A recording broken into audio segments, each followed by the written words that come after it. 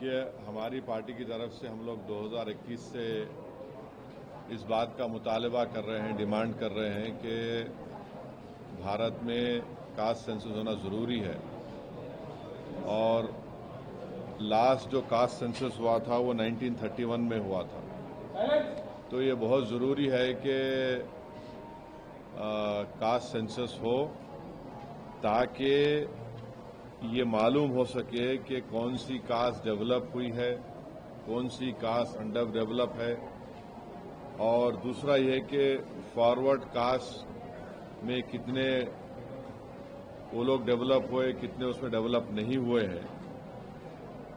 ये बहुत ज़रूरी है एफर्मेटिव एक्शन के लिए और इस देश में इंसाफ करने के लिए, क्योंकि सिर्फ 27% पे आप ओबीसी का रिजर्वेशन रोक दिए हैं, ये नाकाफ़ी है।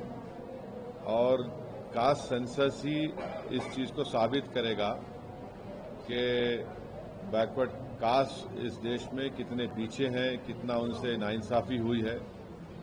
तो हम बीजेपी से डिमांड करते हैं कि आप बार बार ये बोलते कि आप क्या बोले, विकसित भारत बोलते, जनधन बोले, फिर आप 370 निकाल दिए, ये सब चीज़ें आप बातें करें, मगर कास्ट सेंसस के ऊपर हमेशा आप पीछे हटते थे। और जब कास्ट सेंसस का डिमांड शुरू हुआ तो खुद प्राइम मिनिस्टर और बीजेपी के बड़े बड़े लीडर्स बोले कि बटेंगे तो कटेंगे, और इस तरह की वाहियात बातें होती थी। मगर कास्ट सेंसस करना ज़रूरी है। हम बीजेपी से जानना चाहेंगे कि आप क्या इसको शुरू कब करेंगे। देखिए, सेंसस शुरू होना है तो कास्ट सेंसस होगा, फिर ये कंप्लीट कब होगा, क्या 29 के पार्लियामेंट इलेक्शन से पहले ये रिपोर्ट आ जाएगी या नहीं आएगी। और साथ ही साथ ये है कि बीजेपी हमेशा बोलती पसमानदा मुसलमान। भाई, पसमानदा मुसलमान का क्या मौक़िफ़ है, क्या उनका स्टेटस है, कितना डिप्रेविटी उनमें है, और जो नॉन पसमानदा मुसलमान है उनका क्या पोजीशन है। और तेलंगाना की हुकूमत, जो रेवंत रेड्डी सीएम है, उन्होंने यहाँ पर कास्ट सेंसस किया, जिससे मालूम हुआ कि 56.32% तेलंगाना में बैकवर्ड कास्ट का पॉपुलेशन है। और रेजोल्यूशन भी पास हुआ कि तेलंगाना में बैकवर्ड क्लास का रेजोल्यूशन 42% होना चाहिए।